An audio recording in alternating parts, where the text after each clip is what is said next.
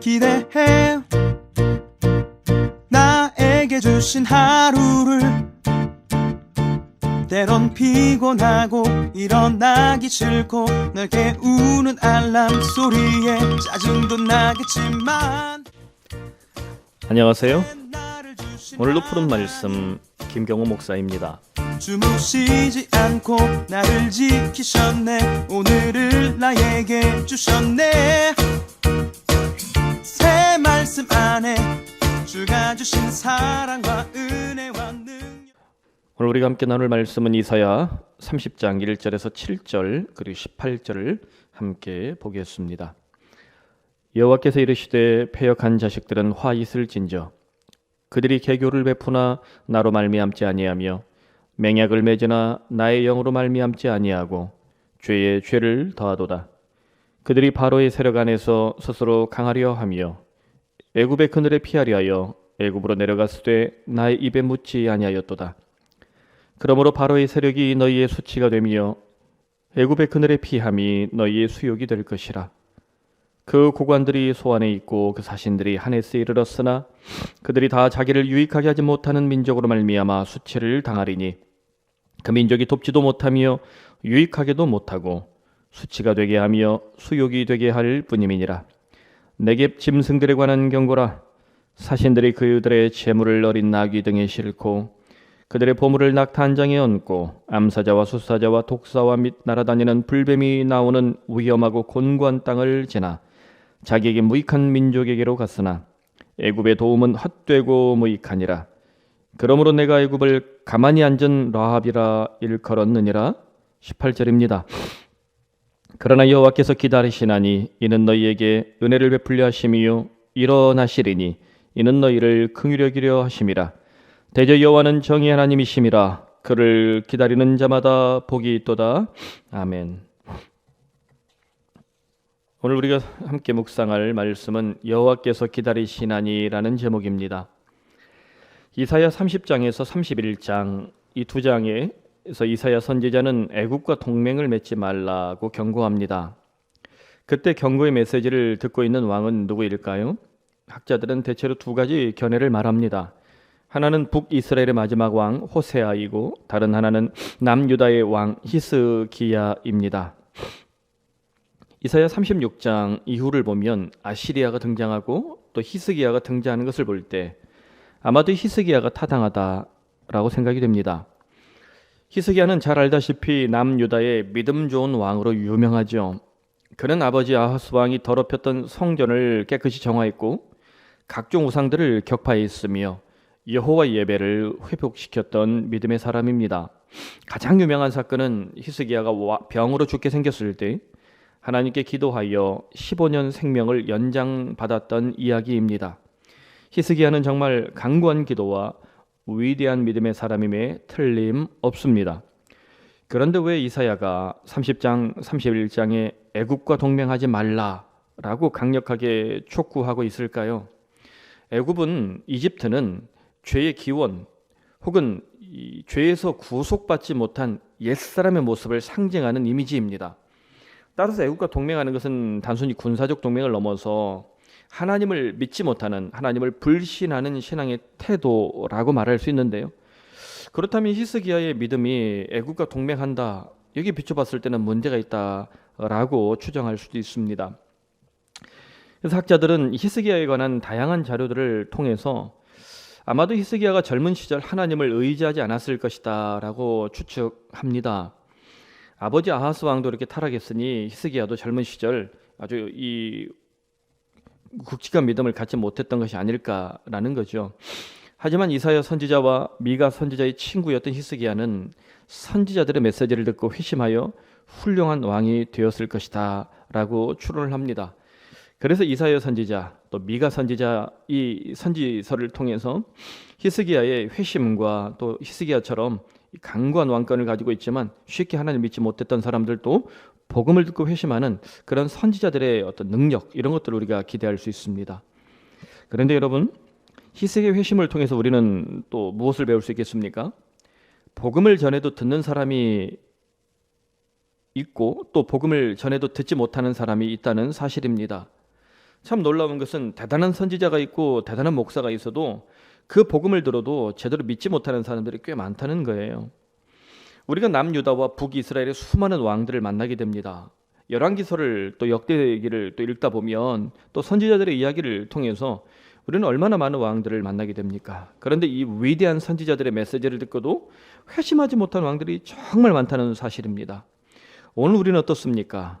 간절히 바라기는 히스기야처럼 복음이 들리는 깨어있는 양심이 되기를 바랍니다. 그렇다면 히스기야는 본문에서 어떤 경고의 메시지를 받고 있는가? 7절에 보면 애굽의 도움은 헛되고 무익하니라. 그러므로 내가 애굽을 가만히 앉은 라합이라 일컬었느니라. 요약하면 애굽의 도움을 받지 마라. 애굽은 라합과 같다. 이렇게 볼 수 있는데요. 여기에 라합이라는 이 독특한 표현이 우리 눈에 와닿습니다. 라합은 고대 근동의 신화에 등장하는 바다 괴물입니다. 이게 괴물인 거예요. 고대인들은 바다에 신과 대적할 정도로 아주 강력한 힘을 가진 바다 괴물이 살고 있다. 이렇게 생각을 했습니다. 그래서 라합의 특징은 뭐냐? 세상의 질서를 파괴하고 무질서와 혼돈을 가져오는 특징이 있습니다. 그러니까 라합이 등장하면 세상의 질서가 파괴되고 또 무질서 혼돈이 나서 이 신들과도 대적할 정도로 강력한 힘을 가지고 있다는 이 괴물 같은 힘을 보여주는 거죠.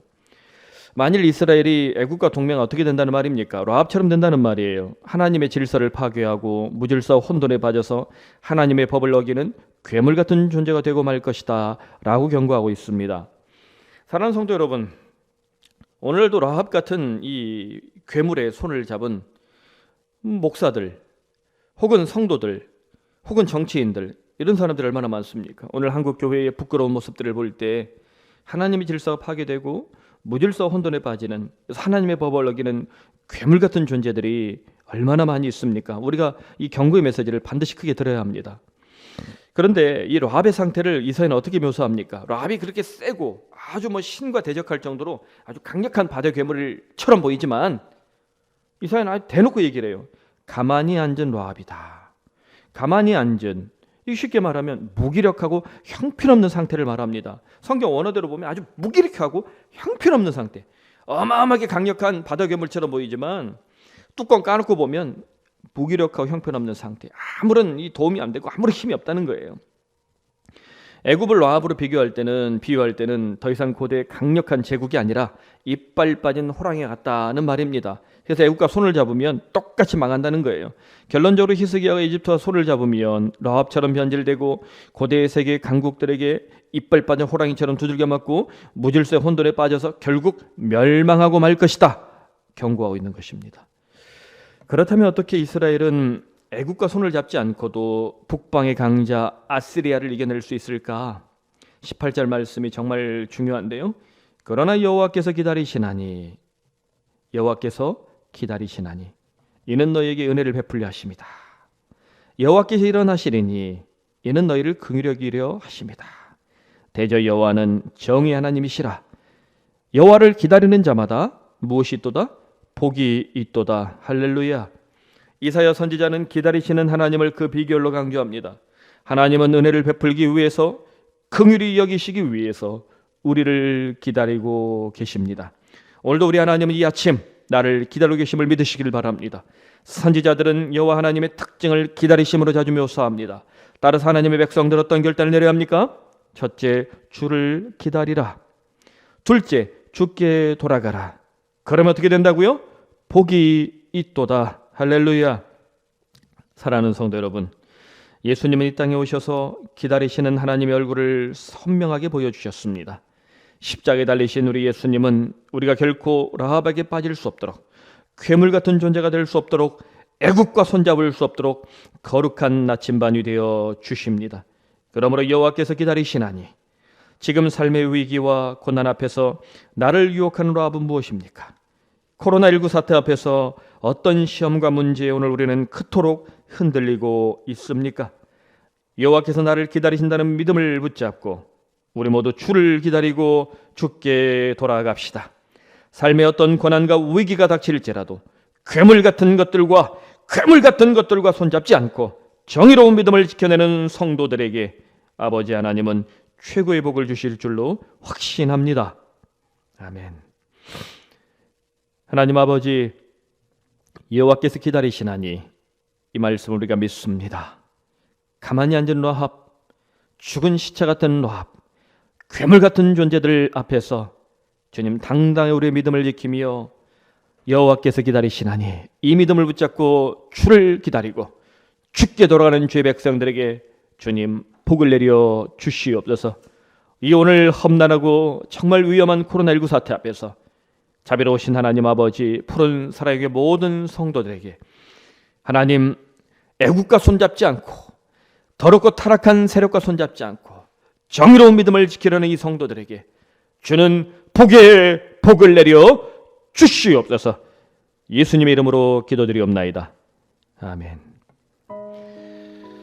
오늘 이 말씀을 붙잡고 여러분 새벽 함께 기도합시다. 여호와께서 기다리시나니 나를 기다리시는 하나님 앞으로 나아가십시오. 여러분 삶의 문제, 일터의 문제, 자녀를 위한 간절한 기도 제목, 여호와께서 기다리신다.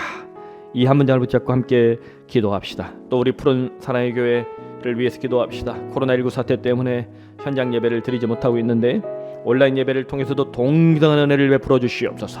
또 학교 강당을 잘 오픈할 수 있도록 이 코로나19 확진자들이 점점 줄어들게 하시고 하나님 아버지, 우리 모든 교우들이 힘차게 예배를 회복할 수 있도록 은혜를 베풀어 주시옵소서. 또 코로나19 사태를 위해서 우리 함께 기도할 것은 이 바이러스 사태로 인해서 위축된 국내 산업과 소상공인 자영업자들을 지켜주시고 또 이 한반도가 정말 이 코로나19를 잘 다스려서 지금 학교가 개학하는 과정 속에 있는데 더 이상 이 코로나19가 지역사회에 감염을 일으킬 수 없도록 하나님 붙잡아 주시옵소서. 그리고 백신과 치료제가 속히 개발될 수 있도록 주의 은혜를 베풀어 주시옵소서.